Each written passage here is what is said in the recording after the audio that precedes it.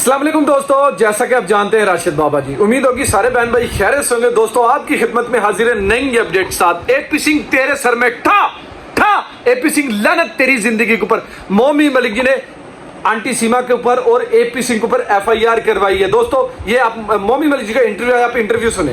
राष्ट्रीय ध्वज का अपमान करने के एवज में मैं डॉक्टर एपी सिंह के खिलाफ और सीमा हैदर के खिलाफ insult to the national flag कानून के तहत वो एफआईआर दर्ज कराऊंगा।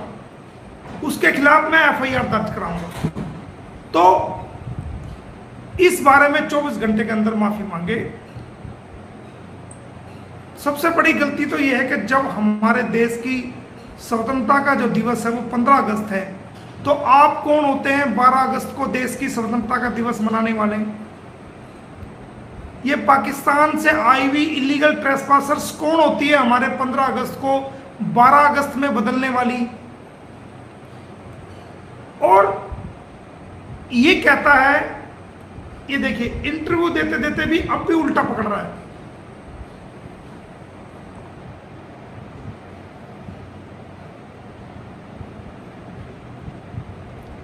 ना फोटोग्राफर को तमीज, जो फोटोग्राफर थे, ना वो यूट्यूबर जो थे उनको तमीज, ना जो चैनल वाले लेके आया था ना उनको तमीज, किसी को कोई तमीज नहीं।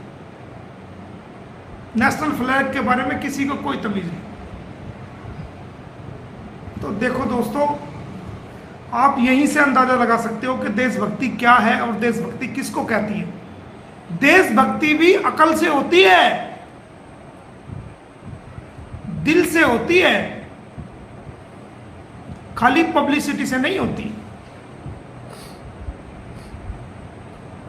यह हमारे भारत के तिरंगे का बहुत बड़ा अपमान हुआ है। हमारे भारत के शहीदों का, उनकी कुर्बानियों का बहुत बड़ा अपमान हुआ है। और रबुपुरा की पुलिस से मैं कहना चाहूंगा कि इस पे सख्त संज्ञान लेते हुए डॉक्टर एपी सिंह के खिलाफ और सीमा हैदर के खिलाफ national insult to the national flag कानून के तहत एफआईआर दर्ज करके इनको अरेस्ट करें, उनको जेल भेजें।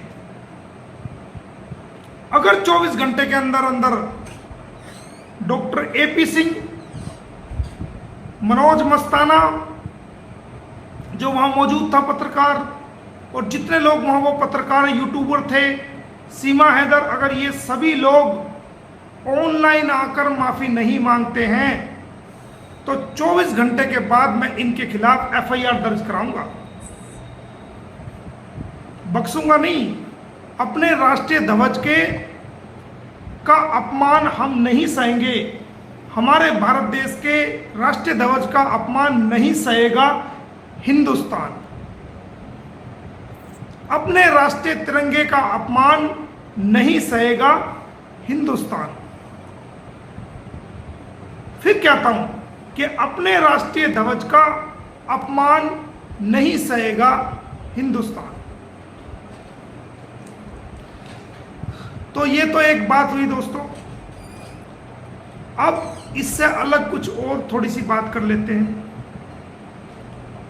बहुत से कमेंट्स आते हैं, बहुत से मेरे को भी कुछ वीडियोस आती हैं, कोई कुछ कह रहा है, कोई कुछ कह रहा है। तो दोस्तों मैं आपको बता दूं, ये केस मैंने कल परसों की लाइव में भी आपको बताया था, आज भी बता रहा हूं। ये केस मैंने एंड की तरफ कर दिया है।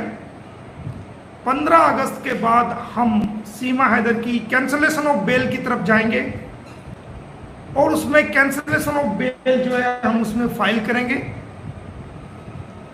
फैसला अदालत को करना है। अगर इलाका मजिस्ट्रेट किसी वजह से उसके अंदर कैंसलेशन ऑफ बेल को एक्सेप्ट नहीं करते तो हम फिर सेशन कोर्ट जाएंगे। अगर सेशन कोर्ट से भी हमें कामयाबी नहीं मिलती तो हम हाई कोर्ट जाएंगे, और अगर माननीय हाई कोर्ट से भी हमें कामयाबी नहीं मिलती तो माननीय ऑनरेबल सुप्रीम कोर्ट हम जाकर के इसका दरवाजा खटखटाएंगे, इसकी बेल कैंसिल के लिए। हमने इतने सारे सबूत इकट्ठे कर लिए हैं, इतना सारा कानूनी बेस बना लिया है कि हमें उम्मीद है कि 101% सीमा हैदर की बेल कैंसिल होगी और ये जेल जाएगी। उसके अलावा जो बच्चे हैं, बच्चों के लिए हमने सारा इंतजाम कर दिया है।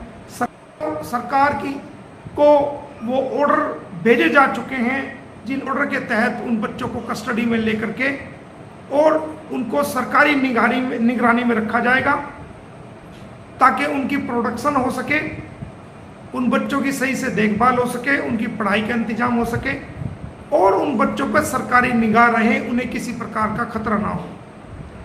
जैसे ही गुलाम हैदर भारत आता है तो वो बच्चे उनको सौंपाएंगे।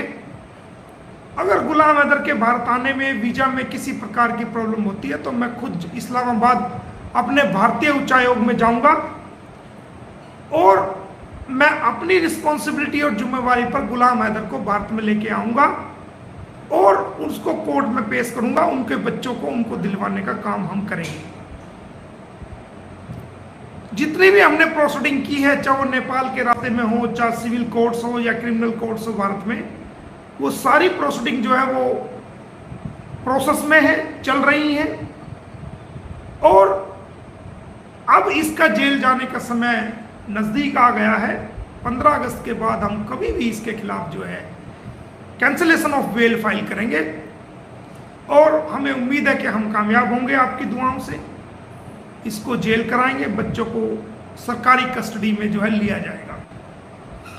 और ये जो इसने आज हरकत करी है, 24 घंटा, अब से 24 घंटे तक हम वेट करेंगे कि डॉक्टर AP सिंह और जितने भी लोग वहाँ पर मौजूद है वो सब लोग जो है माफ़ी मांगे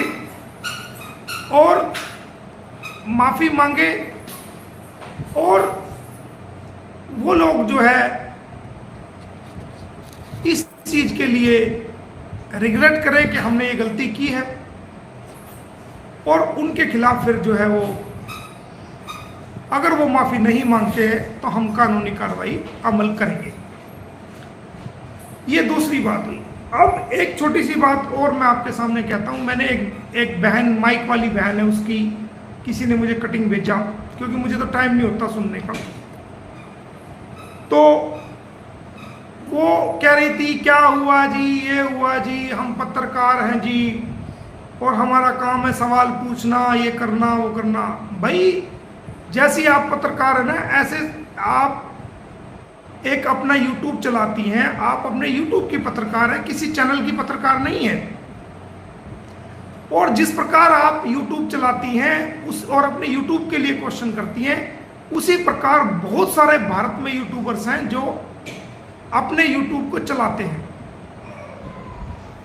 और वो बात का पता करके उस चीज को चलाते हैं।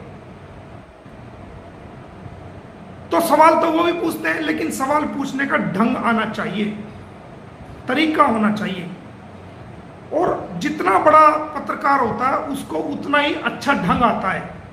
जिस लेवल का पत्रकार होगा, सवाल पूछने का, सामने वाला व्यक्ति कौन है, उसको उसके साथ कैसे पेश आया जाता है, किस प्रकार पोलाइटली तरीके से अपनी बात रखी जाती है, अपने क्वेश्चन रखे जाते हैं। जितना मजा हुआ जर्नलिस्ट होगा उतना ही वो है समझदार होगा, उतनी उसके अंदर जो है वो सेंस होगी, उसके अंदर जो है मादा होगा बर्दाश्त करने का, और उसके अंदर काबिलियत होगी, उसके अंदर जो है वो इस बात की मैच्योरिटी होगी कि वो अपने क्वेश्चंस को पुट कर सके। और जब एक वकील केस लड़ता है, उसके अंदर उसकी सारी लीगल रिस्पॉन्सिबिलिटी उसकी होती है, क्योंकि उसे अपने क्लाइंट के प्रति जवाबदेह होता है वो वकील। और ये मामला तो पूरी दुनिया में इंटरनेशनल मामला है। ना केवल मुझे अपने क्लाइंट को जवाब देना पड़ रहा है और मैं देता हूं, बल्कि पूरी दुनिया के लोगों को भी मैं बताता हूं, ताकि कोई गलतफहमी ना फैले और सच्ची बात लोगों तक जाए। मेरा लाइव आने का कोई ज्यादा बड़ा मकसद नहीं है, ना मेरे को YouTube से कुछ लेना देना है। मेरा तो सिर्फ ये एक प्लेटफॉर्म, एक जरिया मात्र है कि इस जरिए से मैं अपनी आवाज, अपनी बात को आप लोगों तक पहुंचा सकूं, ताकि जितना सच है उतना सच लोगों को पता चले। उसके अंदर -1.1% भी झूठ उसके साथ लग के लोगों तक ना जाए, सच्चाई लोगों तक जाए। चाहे वो सच्चाई हमारे भी खिलाफ हो, नो प्रॉब्लम, लेकिन लोगों तक सच्चाई पहुंचे, झूठ ना पहुंचे। ताकि झूठ से लोग गुमराह ना हो, सच्ची बात उनको पता चले और वो इस केस के बारे में जान सके कि क्या हो रहा है।